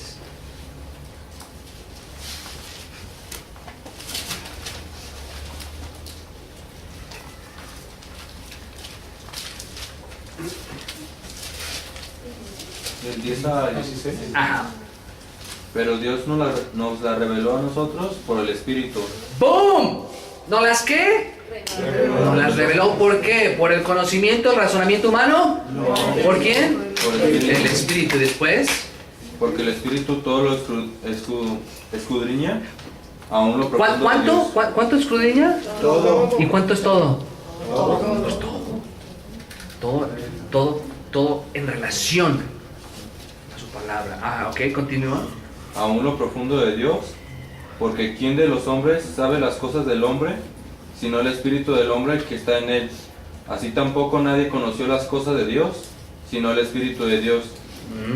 Y nosotros no hemos recibido el Espíritu del mundo, sino el Espíritu que proviene de Dios, para que sepamos lo que Dios nos ha concedido. ¿Cuál fue una de las cosas, perdón que te interrumpa, cuál fue una de las cosas que estuvo hablando el Señor Jesús con Nicodemo en Juan 3? ¿Cuál era el problema de Nicodemo? ¿De qué necesitaba? Y ese nacimiento, ¿quién lo hace? El Espíritu Santo. Aquí Pablo dice, no tenemos el Espíritu del mundo, sino tenemos el Espíritu que proviene de Dios. El que nos hizo nacer de nuevo, el que nos bautizó en el cuerpo de Cristo. Versículo 13, continúa si quieres. Lo cual también hablamos, no con palabras enseñadas por sabiduría humana. ¡Ah! Continúa, perdón. Yo hago eso, a veces interrumpo y... Sino con las que enseña el Espíritu acomodando lo espiritual a lo espiritual. Nosotros nos dejamos guiar ¿por quién? Por el Espíritu. No, es que hermano, fíjese que esa doctrina me la enseñaron en el seminario de esta manera y no creo, bueno, ¿qué importa lo que te enseñó el seminario? Aquí lo que importa es lo que dice la Escritura. Es lo que dice la Escritura. ¿Pero qué? ¿El 14? Pero el hombre natural no percibe las cosas que son del Espíritu de Dios, ¿Así? porque para él son locura y no las puede entender, porque se han de discernir espiritualmente. Pero ¿sabes qué? Hay libre albedrío. Tenemos libertad humana de decidir. Yo levanté mi mano en mi club bíblico y en el campamento. Yo decidí. Tú decidiste nada. Todo lo hizo Dios a través de su Espíritu. Versículo 15. En cambio el espiritual juzga todas las cosas, pero él no es juzgado de nadie. Porque ¿quién conoció la mente del Señor? ¿Quién le instruirá? Mas nosotros tenemos la mente de Cristo. ¿Qué dice ahí hasta el último? ¿Más nosotros qué? Tenemos la mente de Cristo. Tenemos la mente de Cristo. ¿No creen que con esas palabras tenemos aún más responsabilidad de estudiar su palabra? Pero no, yo predico nada más aquí lo que se me viene a la mente. Tú tienes que asistir a tu club bíblico. Tenemos la mente de Cristo, y si tenemos la mente de Cristo, entonces tenemos todo lo que es necesario y es indispensable para entender la palabra de Dios. De hecho, eso es algo similar que también en Efesios... ya se me acabó el tiempo. en Efesios, si quieren regresar a Efesios 1 rápidamente.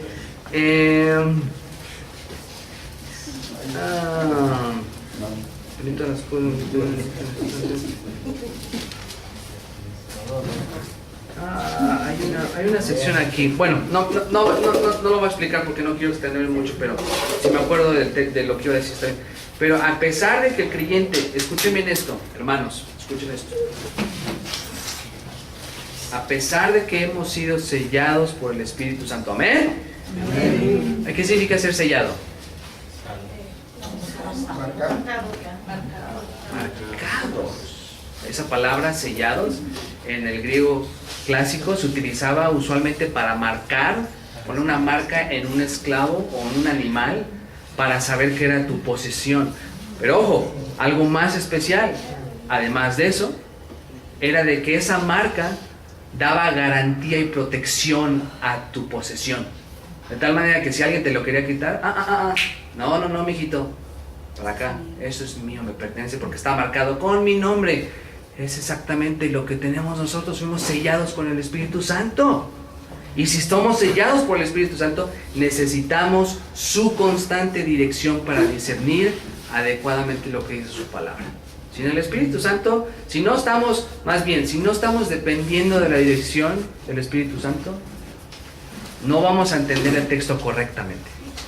Y es por eso que hay veces que sí está muy bonito cuando hay libros devocionales y voy a hacer mi hora silenciosa, voy a leer 10 capítulos al minuto, si puedo, voy a leer la Biblia por 4 horas y tú llegas y les preguntas, bueno, ¿pero qué aprendiste?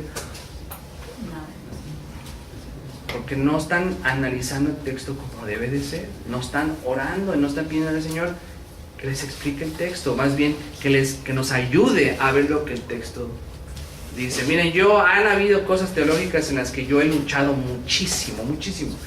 Digo, ¿por qué aprendí esto? Si esto es lo que dice la escritura, ¿por qué esto? Y hay veces que estoy enojado.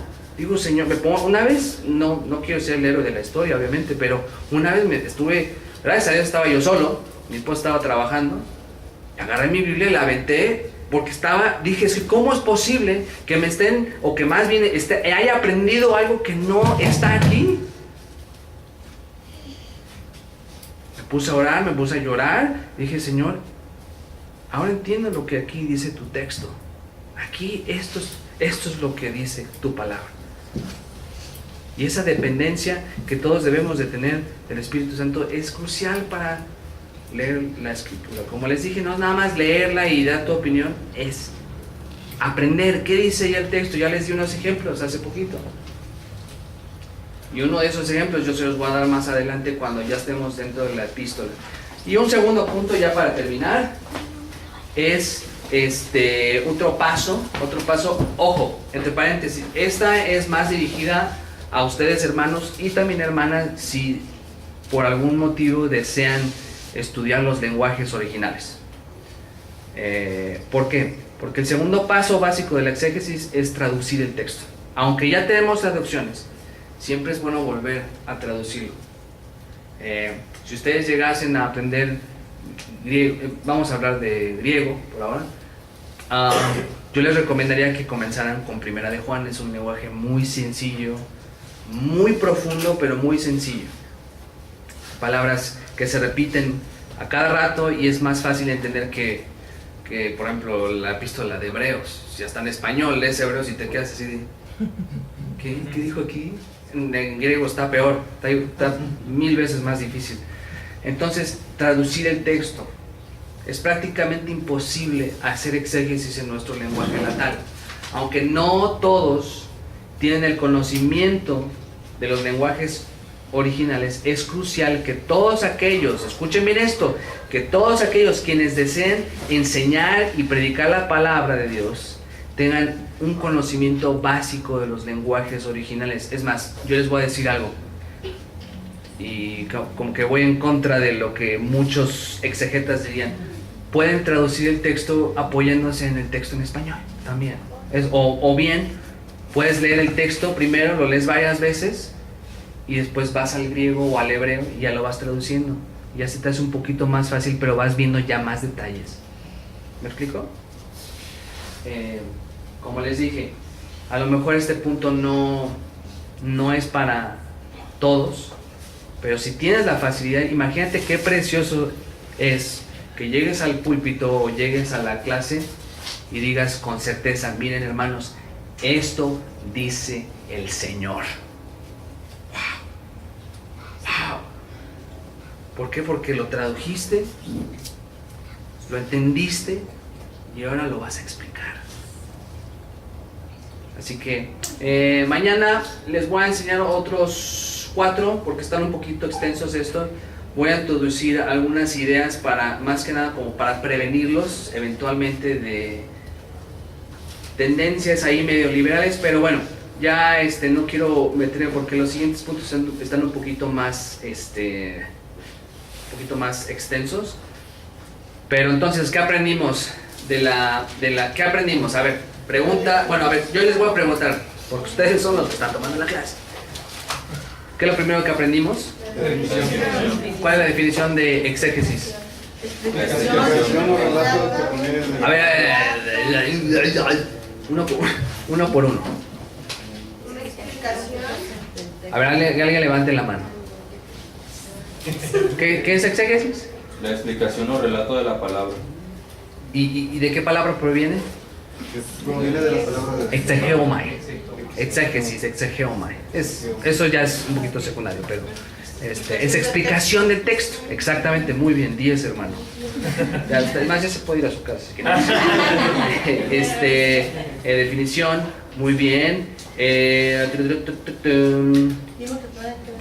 pasa? Bueno, ¿por qué la exégesis es importante? A ver, denme algunos puntos. ¿Por qué es importante la exégesis en nuestras vidas? y en la vida de la iglesia. Ayuda a nuestro entendimiento de la escritura. No solo de la escritura, pero también de la Inspiración. Exactamente. Vemos cómo Dios inspiró su palabra, muy bien. Pero también lo que dijiste, Héctor, nos ayuda a entender la escritura, exactamente.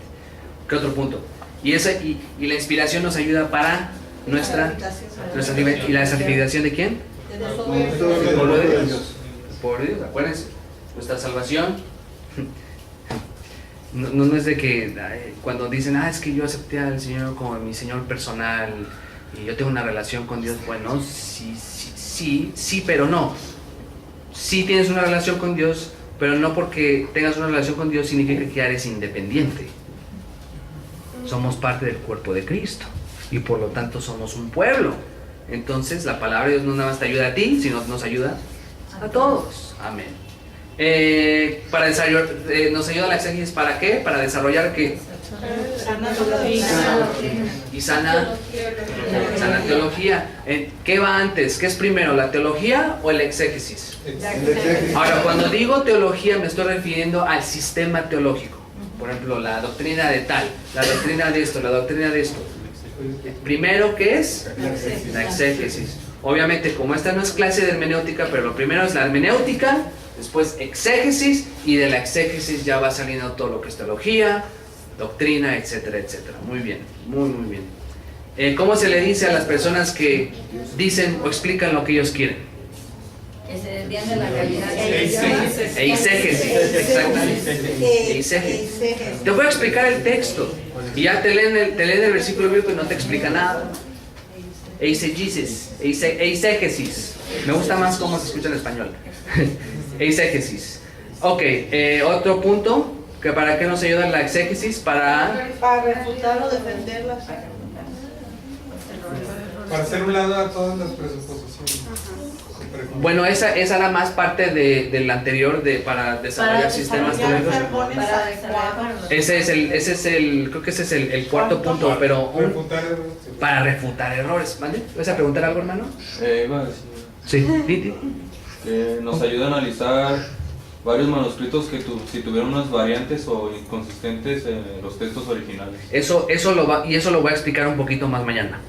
En relación de lo que es el análisis textual cuando se hace exégesis, uno no nada más tiene que ver el texto griego, sino también hay Biblias griegas que no la tienen, pero hay Biblias, más bien Biblias, Nuevos Testamentos en griego que abajo tienen un montón de letras. Ay, me hubiera gustado traer mi Biblia, la que tengo ahí, porque les puedo demostrar más o menos qué significa, pero bueno, voy a ver si puedo descargar una imagen de internet. Les explico, porque hay palabras y hay algunas variantes que en serio son sumamente insignificantes en lugares que no cambian del Nuevo Testamento, variantes así que uno diga, esta puede causar problemas, que me vengan a la mente al menos 2, 3 a lo mucho, pero tienen explicación. No es algo así de, tenemos Biblias corruptas, no, nada de eso. Si alguien les dice eso, ustedes le tienen que decir, sáquese de aquí, que nada que Biblias corruptas, sáquese. Usted no sabe. Entonces, pero muy buena observación, eso lo voy a explicar mañana. Entonces, nos ayuda para refutar ¿qué? Errores teológicos. ¿Por qué? Porque muchos errores teológicos han surgido por presuposiciones propias o mala exégesis, malas traducciones, malas interpretaciones del texto, como lo que les dije, los de donde dicen los testigos de Jehová que es un Dios, o en Efesios 2:8 los que dicen que hay libre albedrío porque Dios te da el don de la gracia y tú pones la fe. Entonces nos ayuda la exégesis a refutar esos errores teológicos. La hermana dijo para desarrollar ¿qué? Sermones o estudios bíblicos adecuados y precisos. Y finalmente, ¿para qué? Para glorificar el nombre de Dios. Nombre de Dios. Amén. Y los primeros 2 pasos bíblicos de exégesis, ¿cuál es? La oración. Entre paréntesis, la oración asumiendo que todos somos salvos. El puritano Richard Baxter dijo a los predicadores que lo primero que un pastor, este libro se llama El Pastor Reformado. A ustedes, hermanos, que quieren estar en el pastorado, y honestamente a cualquier varón y a mis hermanas también, y se los recomiendo, pero en sobremanera. El Pastor Reformado de Richard Baxter. Está en español y creo que es gratis en PDF en internet, no estoy muy seguro. Sí está gratis. Sí está gratis, ¿verdad? Sí está gratis, gracias. ¿Cómo te llamas? Alex. Alex, mucho gusto, Alex. Entonces, si lo quieren leer, una característica al principio dice: asegúrate, pastor, de que eres nacido de nuevo. Asegúrate, pastor, predicador, de que tienes el Espíritu Santo en tu vida. Y él empieza a explicar por qué hay pastores que están en el púlpito predicando del arrepentimiento, del nuevo nacimiento, cuando ellos mismos ni siquiera han nacido de nuevo. Entonces, este primer paso de la oración lo estoy dando asumiendo que todos aquí somos hijos de Dios, somos salvos. Ok, ¿y cuál es el segundo paso? Traducción o traducir el texto si tienen las herramientas. Ojalá todos las tuviéramos, pero confiamos en que poco a poco. Esto, hermanos, y esto es otra cosa. Esto no es de la noche a la mañana. Esto lleva tiempo, lleva mucha paciencia también. Miren, hay veces que hay textos, por ejemplo, como les dije, la semana pasada estuve predicando de Efesios 1, del 3 al 14. Yo le estaba platicando con mi papá también es pastor allá en la Ciudad de México. Le dije: papá, me pidieron predicar estos versículos y en serio, del versículo 3 al 14 puedo sacar como 20 sermones. Porque hay tanto, con todas las palabras, se conecta con otros, con doctrinas, y todo eso lo puedes ver más claramente cuando está en el lenguaje original. Porque lo increíble es que aquí en Efesios 1, cuando tengan chance lo pueden ver en sus Biblias, todos los versículos desde el 3, es más, si no lo recuerdo, déjenme ver para no darles la información mal. Desde el versículo 3 hasta el 14. ¿Cuántos versículos son eso? 11. Todo eso en el lenguaje original es un solo enunciado. No hay puntos. Todo es corrido. De hecho, por ejemplo, si ustedes van ahí, cuando dice en el versículo 10, de reunir todas las cosas en Cristo, en la dispensación o administración del cumplimiento de los tiempos, así las que están en los cielos como las que están en la tierra. Punto. Eso es lo que pone. Pero en realidad es las que están en la tierra, en quien asimismo, y continúa así luego en el versículo 13, en quien también vosotros, o sea, continúa, parece como que estaba emocionado ahí, Pablo estaba, sí. Y eso solamente se puede ver cuando estamos estudiando el lenguaje original. Hermanos, un placer el día de hoy. Estoy emocionado de continuar el día de mañana. Y no sé, ¿hay alguna pregunta, alguna duda? Preguntas relacionadas a la que vimos hoy. Algo, comentarios, lamentos, confesiones. Cuando dices ahí que es para la gloria de Dios, me acordé otra vez con lo de Esdras. Cuando Esdras está leyendo las escrituras, los sacerdotes les están interpretando. Al terminar al mediodía dice que el pueblo estaba todo llorando, y emocionados y conmovidos porque habían entendido la palabra de Dios, y que les decía Nehemías: cálmense, no lloren, porque es un día de santo, porque entendimos la palabra. Exactamente, la palabra de Dios, cuando está explicada de una manera correcta, te va a causar un efecto, de alguna u otra manera. De hecho, yo les digo, y muchos lo saben, pero a un predicador, si el texto, cuando tú estás predicando o estás preparando más bien tu sermón o tu clase, si ese texto que tú estás estudiando, si ese texto no causa un efecto en ti antes que a la iglesia, si el Señor no te redarguye con el texto que tú vas a predicar al día siguiente, mejor ni lo prediques. Mejor no lo prediques. Porque tiene que pegarte primero a ti, antes que a cualquier otra persona. Mi papá me lo dice a cada rato: hijo, hay veces que estoy preparando sermones y así literalmente tengo que levantarme y parar porque no aguanto. El Señor me está redarguyendo, me está quebrantando. Y es eso, cuando escuchan la palabra, es por eso que es importantísimo, hermanos, Miren, es mejor tener iglesias pequeñas en número, pero que los hermanos están creciendo en el conocimiento de Dios, a tener iglesias llenas de gente, pero que no saben nada. Es triste, pero buen punto. ¿Alguna otra pregunta, hermanos? Yo les he comentado a los ancianos de los testigos de Jehová, y yo les he comparado pues lo que dice la Biblia, y yo les digo, bueno, pero que ustedes no entienden lo que dice aquí al último, dice ahí de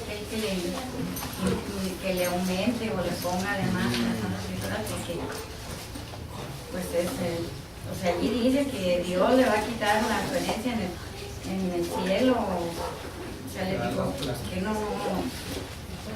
Le digo, es que yo no les entiendo a ustedes por qué ustedes las aumentan o por qué ustedes les quitan, y no nada más a ellos, también a otras doctrinas que he conocido y les he dicho eso. Digo, porque aquí dice, a ella que le quite le ponga el antecedente, los antecedentes. Y muy buen punto, hermana, y de hecho eso es lo que vamos a estar analizando. No lo quiero, como diríamos, spoilear, pero en Gálatas, en Gálatas 1 es exactamente la idea que Pablo estaba dando. No es de que haya otro evangelio, porque no hay otro, hay uno solo, Cristo Jesús. ¿Pero qué? Porque dice que aquel que dé otro evangelio es anatema.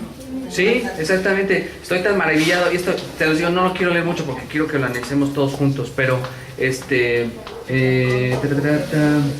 no es que haya otros, sino que hay algunos que os perturban y quieren pervertir el evangelio de Cristo. Y en el contexto, mañana lo voy a explicar un poquito más, se está refiriendo a los judaizantes, a los judíos que decían ser cristianos, que decían sí, la salvación es por gracia, pero también a través de la ley mosaica, las tradiciones, las dietas, los sacrificios, o sea, todo, o sea, en pocas palabras ellos decían Jesucristo no es suficiente. Y eso es lo que hacen las sectas. ¿Qué es lo que hacen los testigos de Jehová? Le quitan el crédito absolutamente a Jesucristo. Y yo les voy a decir algo, cualquier religión falsa o secta, siempre son un ataque a la cruz. Siempre van a ser un ataque. Los mormones también. Adventistas. Los adventistas, ay, ya no, mejor, ya. O religiones, por ejemplo, como el Islam. Sí, Jesús fue un gran hombre, fue un profeta, pero no fue Dios. Un ataque a la cruz, a la propiciación de Cristo, al Hijo de Dios. Los judíos, hoy en día, pues, siguen esperando por el Mesías que ya vino. ¿Qué otra religión? Los budistas, pues todo.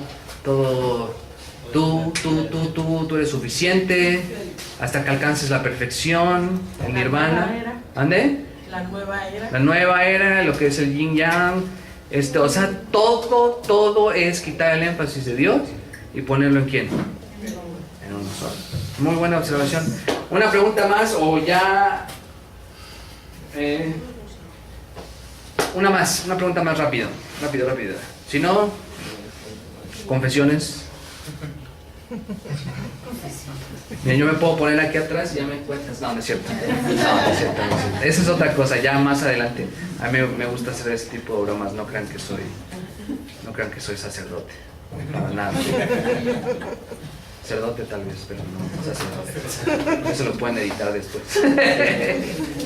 ¿Ya? ¿Es todo? ¿Amén? A ver, vamos a hablar rápidamente. Padre Santo, te damos gracias por tu palabra. Tú estableciste tu palabra en los cielos y permanece para siempre, dice el Salmo 119. ¿Con qué limpiará el joven su camino? Con guardar tu palabra. Tu palabra, Señor, es lo que nos santifica. Tu palabra es el medio que tú usaste para que pudiésemos conocer tu evangelio, a tu Hijo Jesucristo. Te pedimos que nos ayudes a ser más responsables con tu palabra y que no nada más la estudiemos para conocer acerca de ti, sino que la estudiemos para conocerte más a ti, Señor. Y que de esta manera tu palabra la podemos vivir, la podamos aplicar y así también la podamos enseñar a otros hermanos y hermanas en la fe. Te pido que nos lleves con bien a nuestros hogares o a los lugares donde nos estamos quedando y, Señor, gracias por este tiempo tan hermoso. En el nombre de Cristo, nuestro Señor y Salvador. Amén. Dios les bendiga, hermanos. Se van con cuidado.